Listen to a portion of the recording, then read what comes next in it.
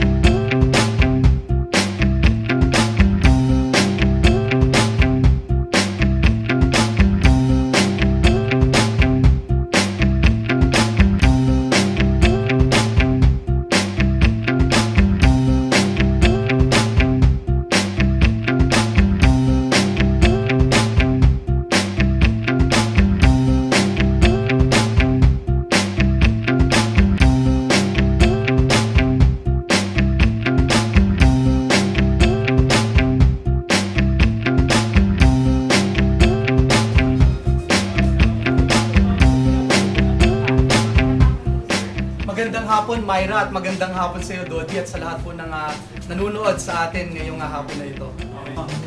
Ano pong good news ang talaga sa ating mga kapatid dito sa Cordillera? Well, marami po tayong good news, no? Siguro unahin po natin yung sinabi na rin kanina ni Myra sa TESDA, may choice ka. Unfortunately kasi maraming mga tao ang paniniwala, the only key to be successful in life o para magtagumpay sa buhay ay kailangan 4-year course graduate ka o kailangan may diploma ka. Pero sa TESDA po, napakadami po nating experiences at we can talk